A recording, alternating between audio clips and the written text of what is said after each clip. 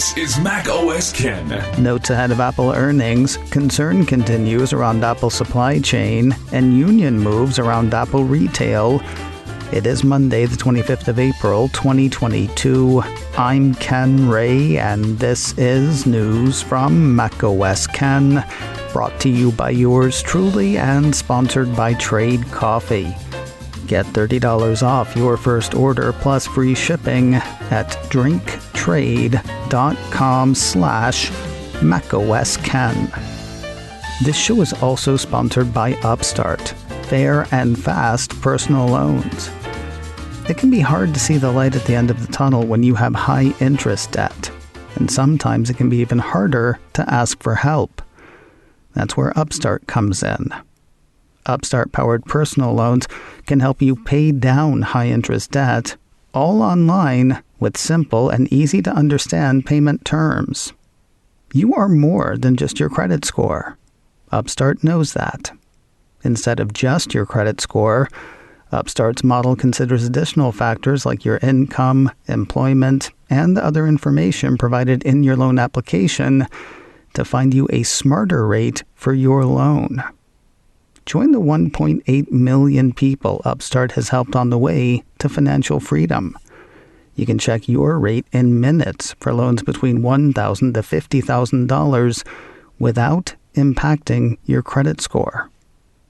Don't wait and check your rate today at upstart.com/macOSKen.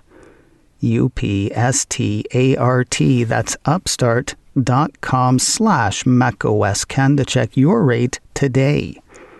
Don't forget to use my URL to let them know I sent you. Loan amounts will be determined based on your credit, income, and certain other information provided in your loan application. Go to upstart.com/macOSKen. Apple's second quarter fiscal year 2022 earnings report and associated call are set for later this week. That means close to a week of analysts taking runs at how good numbers are likely to be and why investors shouldn't freak out if they're not as good as expected. Apple 3.0 ran parts of a couple of notes of note last week. We'll start with one from our Mr. Mohan. Regarding the March quarter, BofA analyst Wamsi Mohan does not see runaway growth for Apple, though he does see growth. By his firm's reckoning, the App Store generated roughly $6.6 billion in revenue last quarter, up 5.6% from the $6.3 billion for the same quarter a year earlier. App Store downloads were up slightly, rising from 8.5 billion for the March quarter of 2021 to 8.7 billion last quarter. Average dollars per download increased a wee bit, from 74 cents per a year ago to 76 cents last quarter.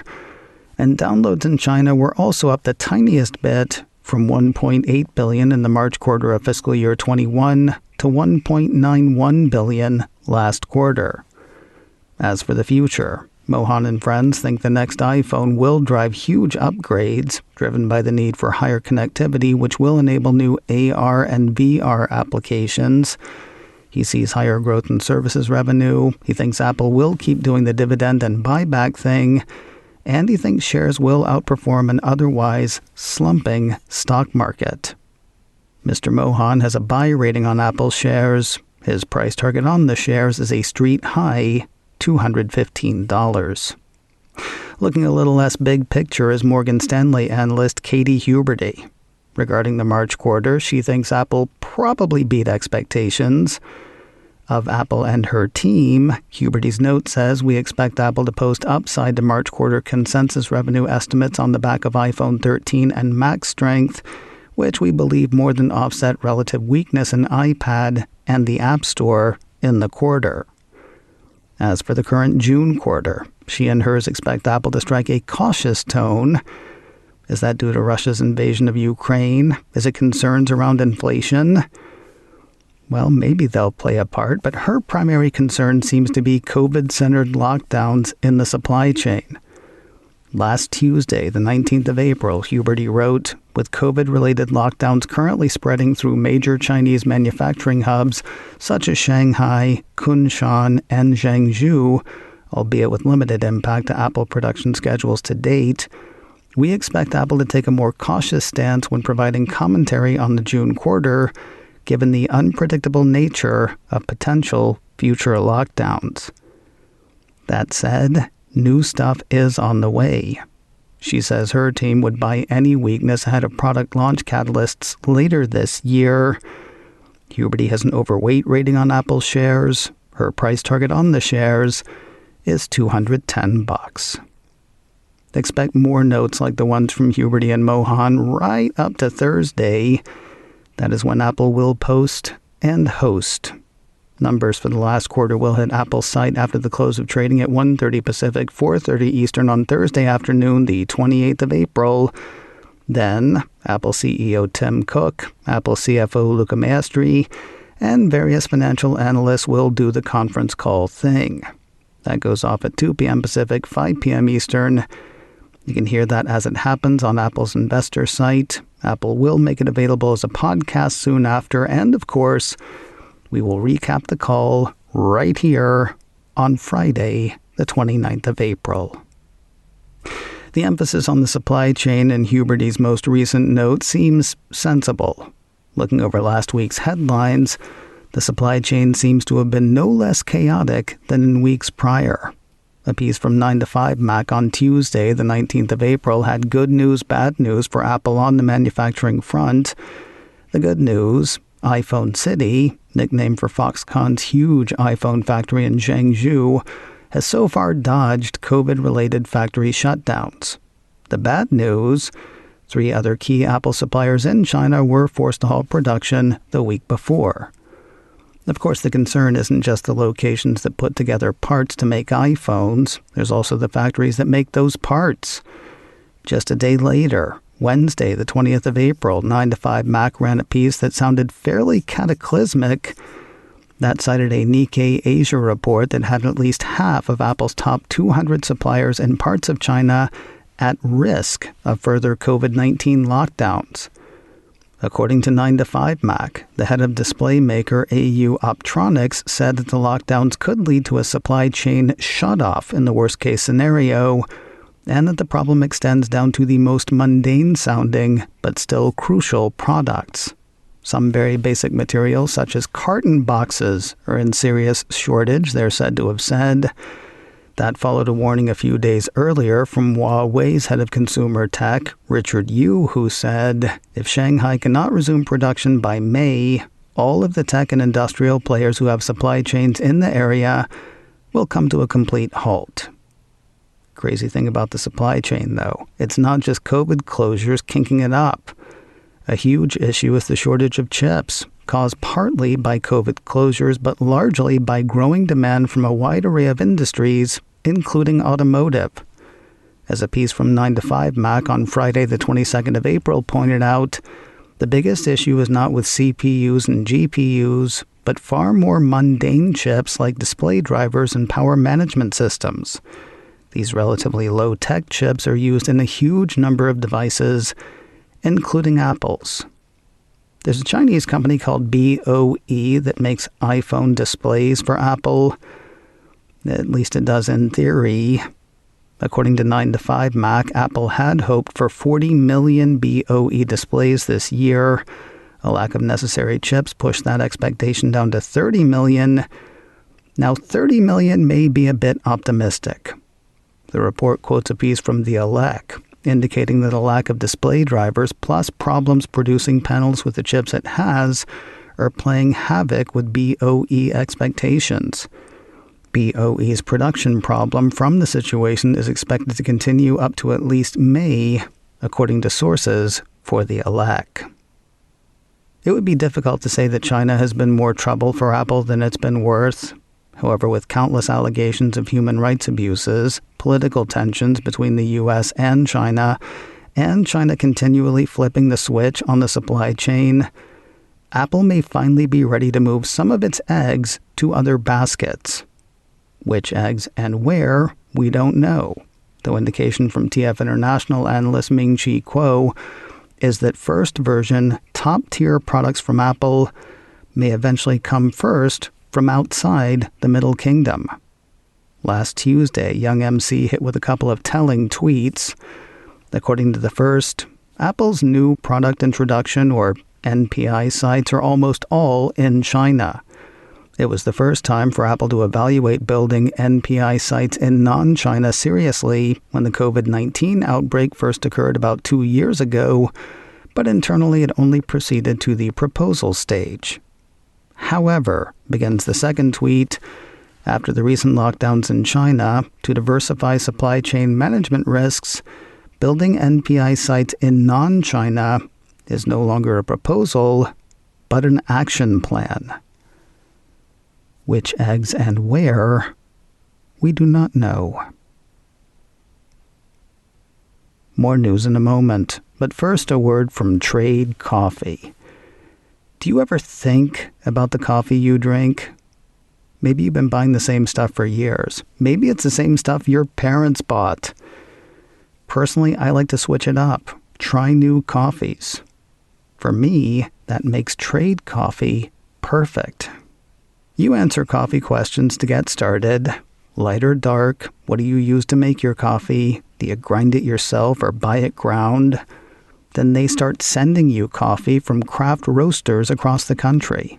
Small businesses that pay farmers fair prices to sustainably source great coffee beans from around the world. And they are sure they will find the right coffee for you. So sure that if you're not happy with your first bag, they'll listen to what you didn't like, then put you to work with one of their coffee experts to get a better bag for you for free. If you care about the coffee you drink, try Trade Coffee.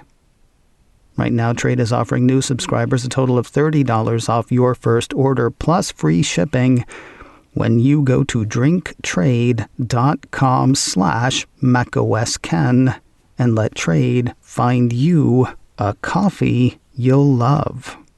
That's drinktrade.com/macOSKen for $30 off. And don't forget about Mother's Day coming up. A Trade subscription is the perfect gift for the coffee lovers in your life. drinktrade.com/macOSKen. Individual Apple stores in the U.S. are making moves toward unionization. 9to5Mac has word of Fruit Stand Workers United, an attempt to form a union in Apple's Grand Central Terminal in New York City. New York City!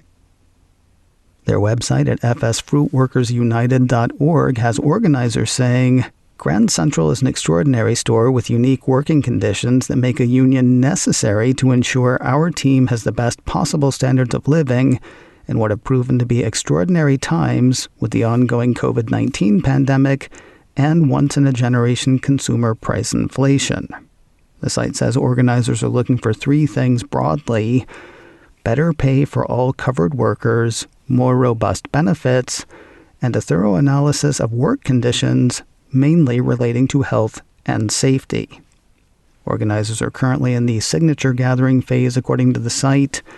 No word on a timeline for next steps.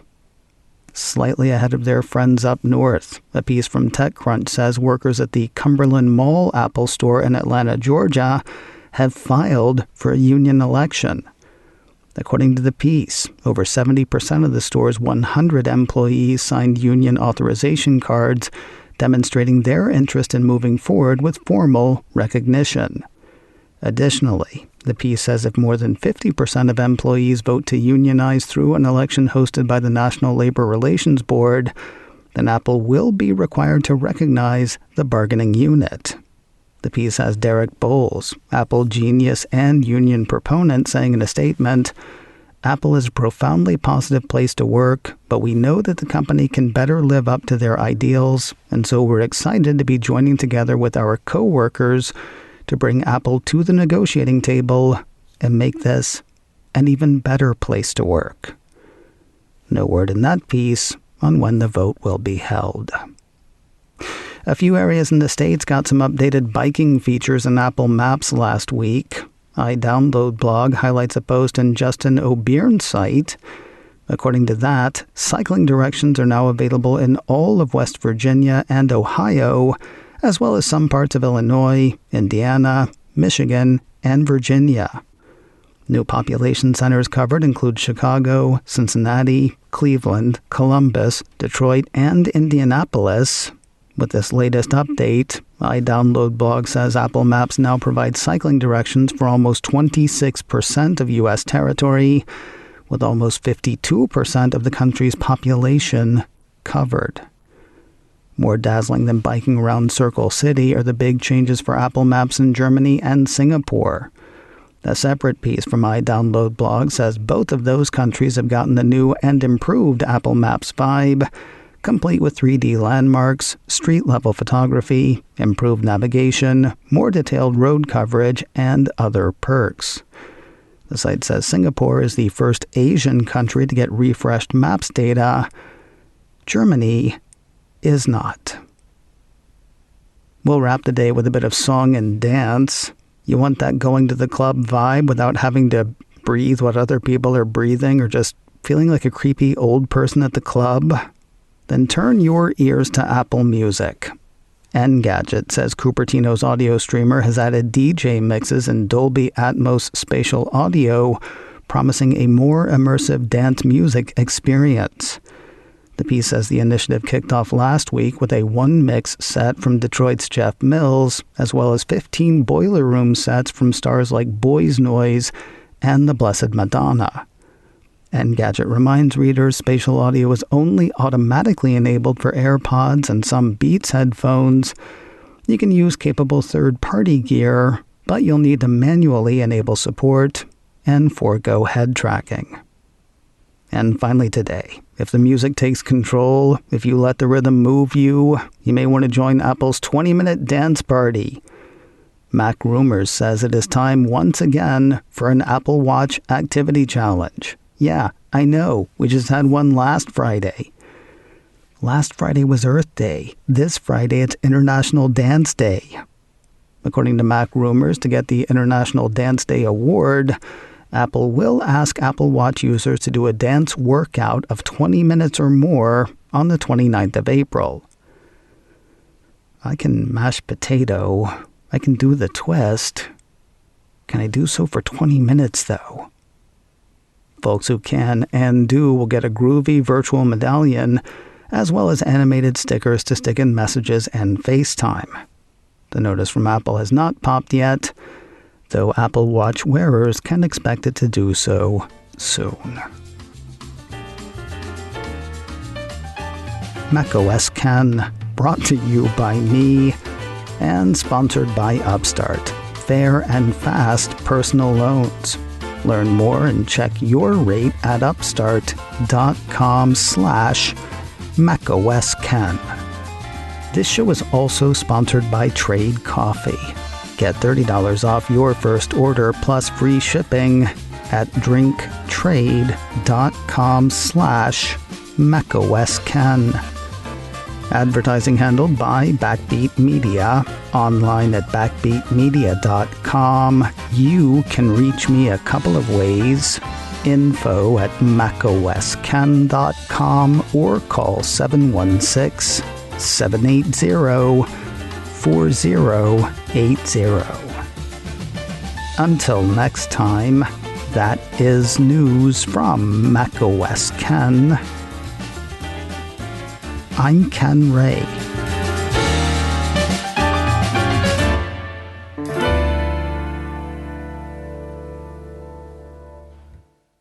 Ciao.